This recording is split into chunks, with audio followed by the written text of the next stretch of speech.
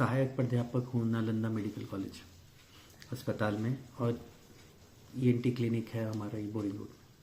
Sir, जैसे कि media team आई है, सबसे पहले तो दर्शक सर आपसे सुनना चाहते हैं सर, होली का एक पर्व आने वाला, बहुत महान पर्व है, शुभकामना संदेश दे दें अपने ENT परिवार की पूरी टीम के साथ। आप सभी को होली का बहुत बहुत शुभकामना।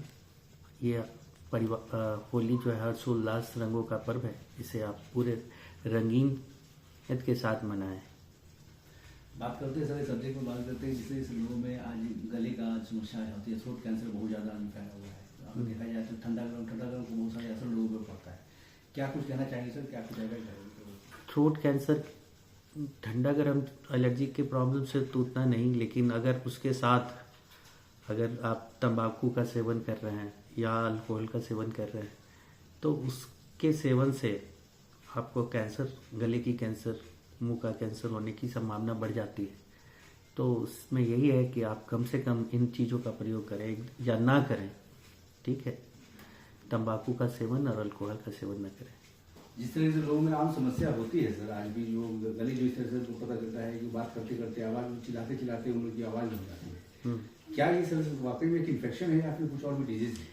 नहीं, बहुत बार तो बहुत ज़्यादा चिल्लाने से आवाज़ में वोकल कॉर्ड एब्यूज हम लोग बोलते हैं, वो हो जाता है। गले के जो झिल्ली है उसके ऊपर का परत फट जाता है, तो उसके कारण आवाज़ फंस जाती है। तो बहुत तेज चिल्लाना नहीं चाहिए और नॉर्मल ही आवाज़ में और बिना मॉड्यूलेशन के ही बात करना चाहिए। बहुत बार बहुत लोगों का प्रोफेशन ऐसा रहता है जिसमें आवाज़ के पिच को ऊपर नीचे करना पड़ता है, तो उन लोगों में आवाज़ फंसने की संभावना ज़्यादा रहती है।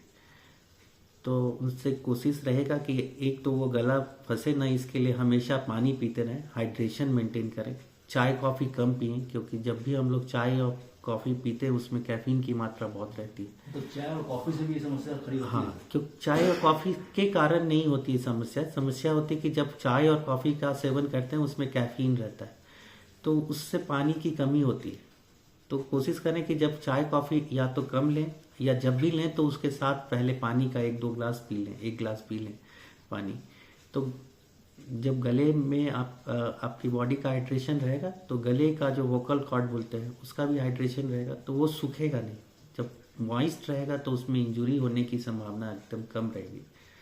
तो कोशिश करें कि अपने आप को हाइड्रेटेड रखें, कम से कम चाय कॉफ़ी का सेवन करें, स्मोकिंग ना करें, तंबाकू का सेवन ना करें, अल्कोहल ना लें। बात करते हैं सर जिनको साइनस की समस्या है, वो अपने नाक को किस तरीके से यहाँ पे बचा के रखे, और यहाँ पे अगर इलाज कराने के लिए वो पहुँचते हैं साइनस के जो पेशेंट है, कैसी उनकी व्यवस्था होगी सर, किस तरीके से उनका पूर्ण रूप से स्वस्थ होकर जाएंगे?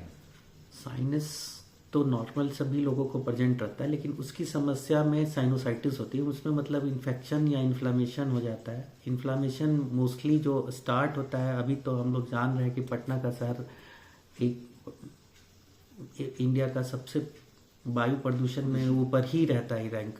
हाँ, तो उसके कारण बहुत ज़्यादा धूलकण है हवा में, या बहुत ज़्यादा यहाँ पे अब गाड़ियों की संख्या भी पटना में बहुत ज़्यादा बढ़ गई है। तो वायु प्रदूषण जो इतना बढ़ा है, इसके कारण साइनस, जब भी हम लोग सांस लेते हैं उसके साथ धूलकण बहुत ज़्यादा जाता है, तो उसमें हम लोग के साइनस की प्रॉब्लम बढ़ गई है, एलर्जी उससे बढ़ गया है।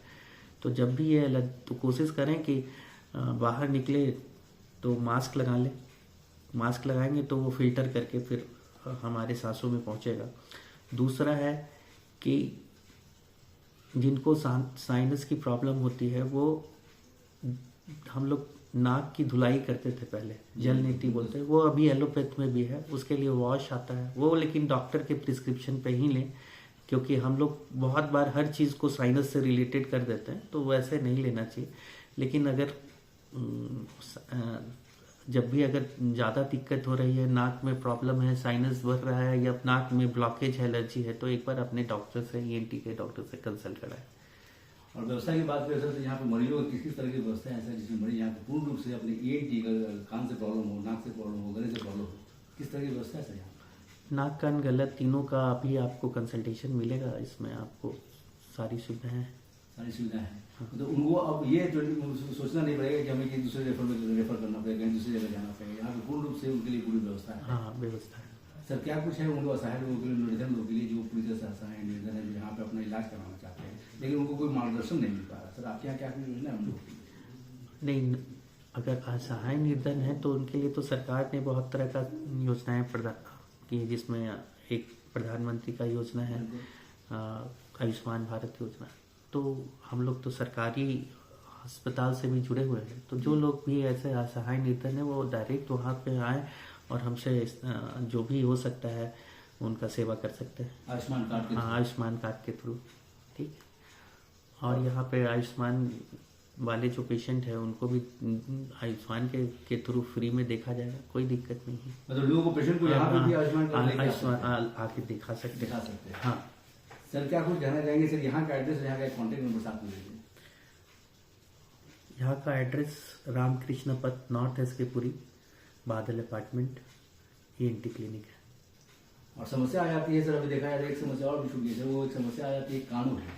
कान में बहुत सारी गंदगी जो है, गंदगी वो अंदर जाकर मैले जगह जमा हो जाती है, और कानों में से पर्दे का जो फटने का जो चांसेस रहता है, वो किस तरीके से फटने का चांसेस रहता है? क्या गंदगी से ही फटने का चांसेस है? मैल के कारण तो फटने की संभावना नहीं रहती है, अनलेस कि हम लोग उसको छेड़छाड़ न करें। बहुत लोग क्या करते हैं कि बड्स आजकल आता है, ईयरबड्स, उसका यूज करते हैं, और वो क्या करता है, वो क्लब शेप का रहता है, उससे हम लोग पुश कर देते हैं, सभी गंदगी को पर्दे की तरफ ढकेल देते हैं, तो उसके कारण फटने की संभावना रहती है। लोग माचिस की तीली में इनको काम लगाते हैं। तो माचिस की तीली, ईयरबड्स का यूज ईयर क्लीनिंग में नहीं करना चाहिए। और 80-90% लोगों को कभी जिंदगी भर कभी ईयर क्लीनिंग की जरूरत नहीं पड़ती है। हाँ, कुछ लोगों को ज़रूरत पड़ती है, तो उनको डॉक्टर की परामर्श में आके अगर किन्हीं का जो ईयर वैक्स बनता है वो हार्ड रहता है, तो उनको वैक्स डिजॉल्वेंट देते हैं, उसके बाद ईयर क्लीनिंग होता है। और किन्हीं का तो ड्राई रहता है, वो खुद ब खुद निकलता सर, रहता है। घरेलू नुस्खा क्या रहेगा? कान में गंदगी अगर फंसा हो तो घरेलू नुस्खा नहीं करना है, नहीं करना। हाँ, नहीं करना है। उसी के कारण प्रॉब्लम होता है। बहुत बार लोग तेल डाल देते हैं, जी, उसके कारण फंगल इन्फेक्शन हो जाता है फिर, और उससे पर्दे तक को नुकसान हो सकता है। अगर किन्हीं का कान बचपन में फटा हुआ है और तेल, बोलते हैं कि कोई कि गर्म तेल करके डाल दिए, तो उससे कान का नस भी डैमेज हो सकता है, और ये परमानेंट लॉस हो सकता है उनका हेयरिंग का। तो ये सबसे बचना चाहिए। लेकिन घरेलू नुस्खा ना अपनाएं, ना, इसलिए किसी बेहतरीन डॉक्टर से, पूरी तरह से चिकित्सक से दिखवाएं, तभी वो काम